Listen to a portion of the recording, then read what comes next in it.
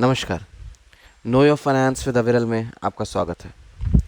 दोस्तों, आज हम डिस्कस करेंगे कि इमरजेंसी फ़ंड क्या चीज़ है, क्या ज़रूरत है उसकी, किसको बनाना चाहिए, किसको नहीं बनाना चाहिए और इसके क्या यूज़ हो सकते हैं।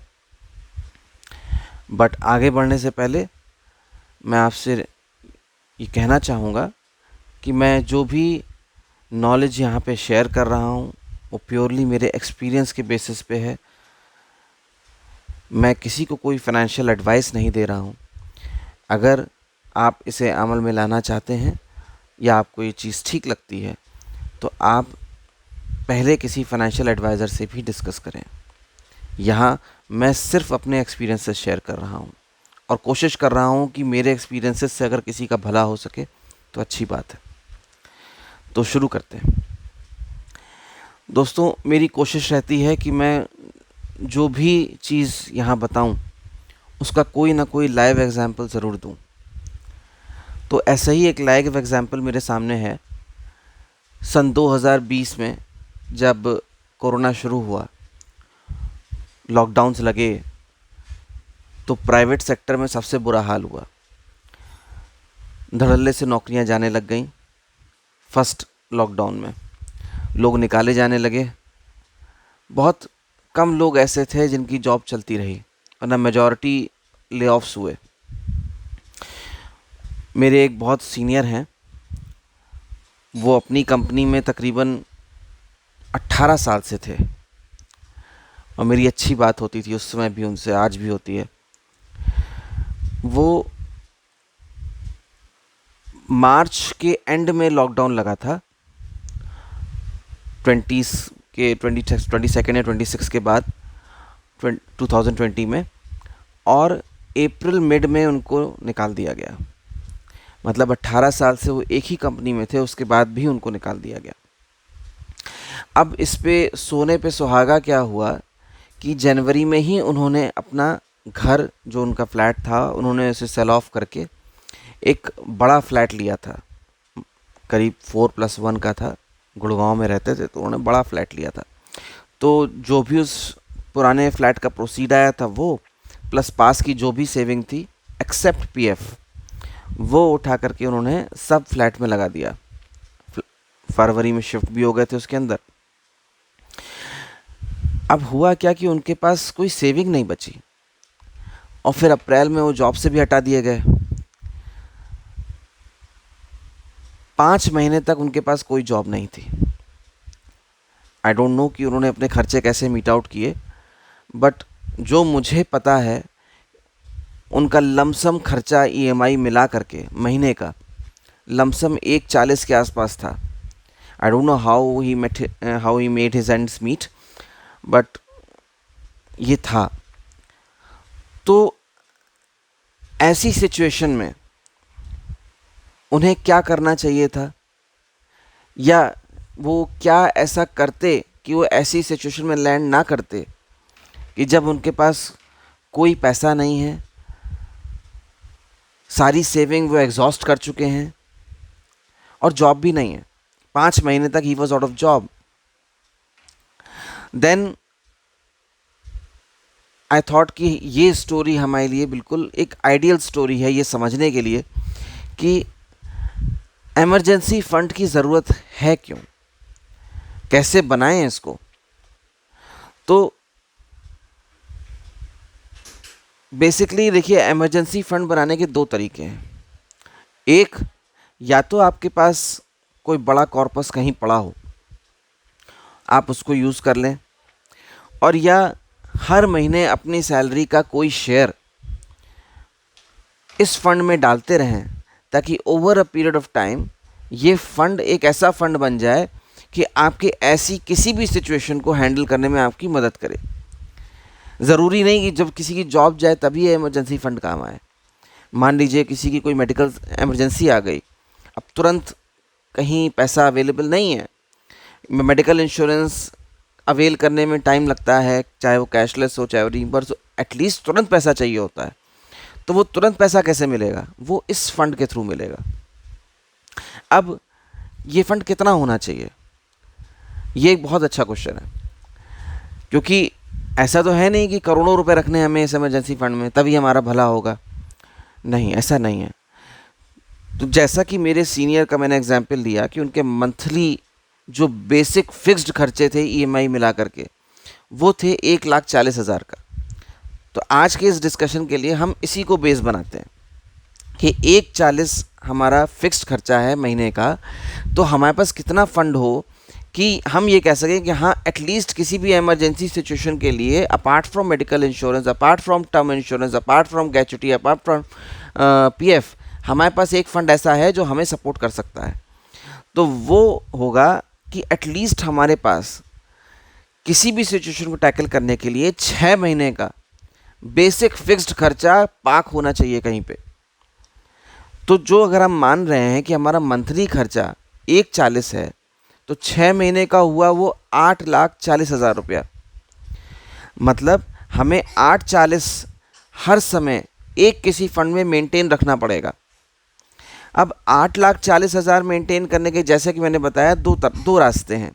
पहला, या तो आपको कहीं से कोई बड़ा कॉर्पस मिल जाए, आप उस 8,40,000 को उठाइए और इन्वेस्ट मार दीजिए और भूल जाइए। दूसरा, प्राइवेट सेक्टर में अगर आप जॉब कर रहे हैं या किसी गवर्नमेंट सेक्टर में भी हैं, तो आपके पास एक ही ऑप्शन है कि आप मंथली अपनी जो सैलरी है उसमें से एक शेयर निकाल करके इस फंड को फिल करते रहें। 8,40,000 कॉर्पस बनाने के लिए लेट्स से मैं एक ड्यूरेशन लेता हूँ 5 साल की, क्योंकि मेरे अपने खर्चे हैं, वो खर्चे हद से ज़्यादा कर्टेल नहीं कर सकता मैं। तो इसलिए 5 साल अगर मैं टाइम लेके चल रहा हूँ, तो 8,40,000 बनाने के लिए मुझे कितना शेयर निकालना पड़ेगा। तो अगर आप किसी भी नॉर्मल कैलकुलेटर में भी डालेंगे तो आपको पता चल जाएगा कि लमसम 13 से 14,000 रुपया महीना आपको निकालना पड़ेगा। अब यहाँ पे एक और क्वेश्चन आता है कि 13-14,000 रुपये मान लो मैंने किसी तरह कोशिश करके निकालना शुरू भी कर दिया, तो डालूँ कहाँ? सेविंग अकाउंट में? उसमें तो केवल 2.5% रिटर्न मिलता है, तो ये तो पैसा तो एक तरीके से डेड कॉर्पस हो जाएगा। तो उसका आंसर ये है कि किसी भी आप फाइनेंशियल एक्सपर्ट्स से बात भी करेंगे तो वो 2 तरह के इंस्ट्रूमेंट्स आपको सजेस्ट करेंगे। एक हमारा फेवरेट आरडी, जो कि सेफ है, गारंटीड है, irrespective of any market fluctuation है। और दूसरा है आर्बिट्राज फंड्स। आर्बिट्राज फंड्स क्या होते हैं? वो बेसिकली पैसा मार्केट में लगाते हैं। यहाँ पे थोड़ा सा मेरा ओपिनियन डिफ़र कर जाता है कि जब भी हम बात करते हैं पेंशन की, जब भी हम बात करते हैं इमरजेंसी की, तो हम किसी भी तरीके के अनसर्टेनिटी को इन्वॉल्व नहीं करना चाहते।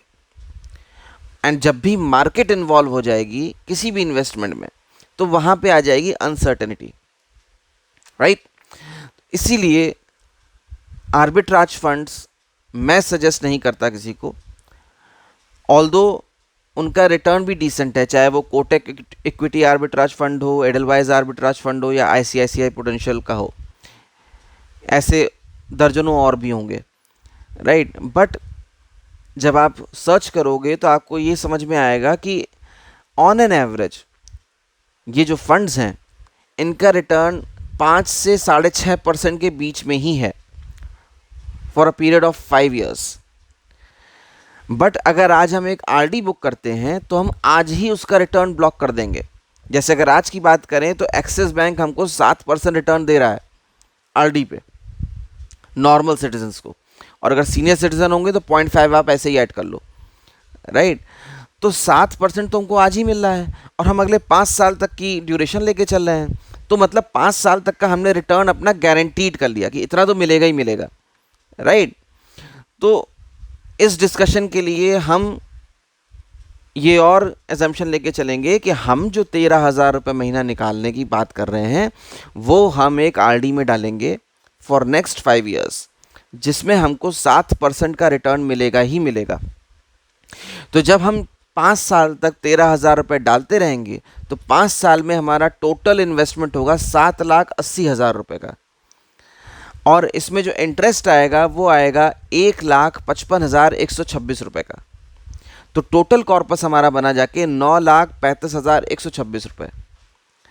वो ठीक है कि हमारा खर्चा समय के साथ बढ़ता है, बच्चों की फीस बढ़ती है और और बाकी खर्चे भी महीने के बढ़ते जाते हैं। अब बट हमारा फिक्स खर्चा तो उतना ही रहेगा, 5-10 हज़ार ऊपर नीचे जाएगा, बट हमें कहीं से तो शुरुआत करनी है।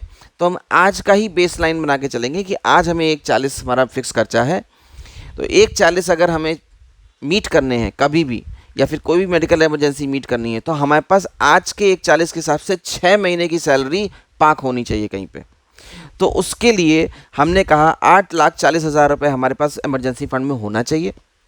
और वो 8,40,000 रुपये बनाने का तरीका हमने डिस्कस किया कि हम एक आरडी खोलेंगे, उसमें हम 13,000 रुपये महीने की आरडी चलाएंगे, जिसमें हमें 7% का इंटरेस्ट मिलेगा। 5 साल हम उसकी ड्यूरेशन रखेंगे, 5 साल बाद वो हमको 9,35,126 रुपये दे देगा।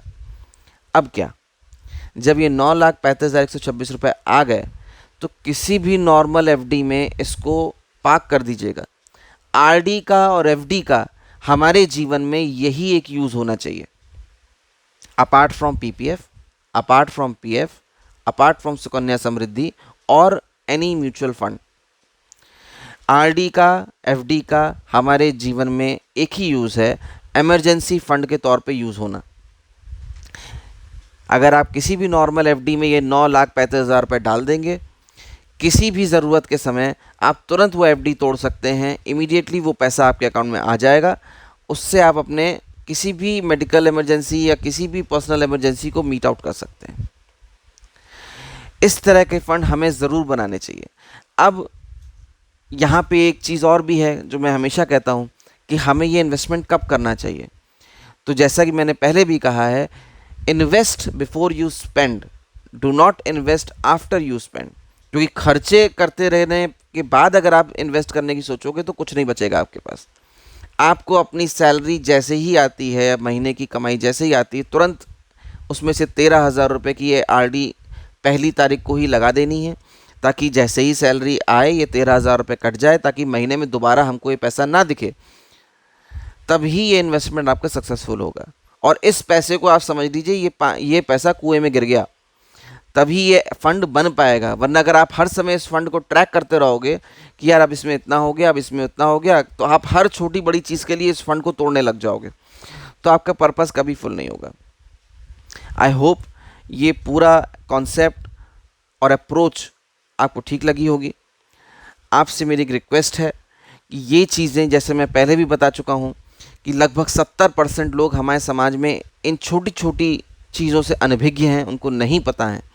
इसलिए आपसे रिक्वेस्ट है, प्लीज़ इन वीडियोस को ज़्यादा से ज़्यादा शेयर करें, लाइक करें, सब्सक्राइब करें, ताकि लोगों तक ये चीज़ें पहुँचें और वो सब गलतियां दोहराने से बचें जो हमारे आसपास के लोग या हम खुद वो चीज़ें कर चुके हैं। आपसे रिक्वेस्ट है, प्लीज़ इसे लाइक्स, शेयर या सब्सक्राइब करें और इसे ज़्यादा से ज़्यादा लोगों तक पहुँचाएँ। Thank you.